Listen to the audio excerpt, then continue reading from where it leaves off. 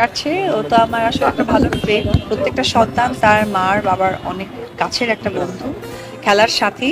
তো সেই জায়গা থেকে আমার কাছে মনে হয় যে আব্রাহাম খান জয়কে কেন মিডিয়ার সামনে আনা হয় না এখন, এবং কি অপবিশ্বাস আব্রাহাম খান জয়কে নিয়ে কি এমন পরিকল্পনা করছে নতুন করে? ভিউয়ার্স, ছেলে জয়কে নিয়ে নতুন করে এবার কি বলছে এ বিষয়ে বিস্তারিত জানাবো আমাদের আজকের এই ভিডিওতে। একটু সময় নিয়ে পুরো ভিডিওটি দেখে সঙ্গেই থাকুন। যে আমি খুবই সুন্দরভাবে সময়টা কি বলে পাস করছি। চিত্রনায়িকা অপবিশ্বাসকে ইদানিং অনেক বেশি সোশ্যাল মিডিয়ায় দেখা যায়। বিভিন্ন প্রোগ্রাম এবং কি শোরুম উদ্বোধন থেকে শুরু করে সবকিছুতে অ্যাক্টিভ এখন অপবিশ্বাস। কিন্তু আব্রাহাম খান জয়কে যেন কোনোভাবেই দেখা যায় না সোশ্যাল মিডিয়ায়। তাই তো ভক্তবিন্দুদের আগ্রহের জানার শেষ নেই, আব্রাহাম খান জয় তাহলে এখন কি করে। আর এমন প্রশ্নই যেন সাংবাদিক অপবিশ্বাসকে করে বসে।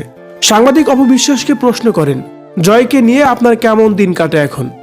তখনই অপবিশ্বাস বলে ওঠেন, জয়কে নিয়ে অনেক দিনকাল ভালোভাবেই কাটে আমার, এবং কি সে আমার একমাত্র সময় কাটানোর মানুষ।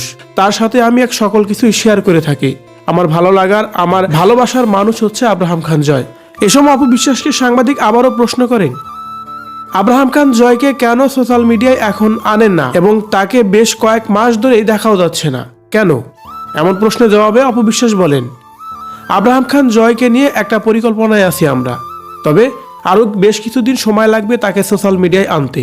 তাকে নিয়ে অনেক পরিকল্পনা আমাদের আছে, তাই এখন আর সোশ্যাল মিডিয়ায় আনা হচ্ছে না। তবে খুব তাড়াতাড়ি সোশ্যাল মিডিয়ায় আবারও স্বরূপ হবে আব্রাহাম খান জয়।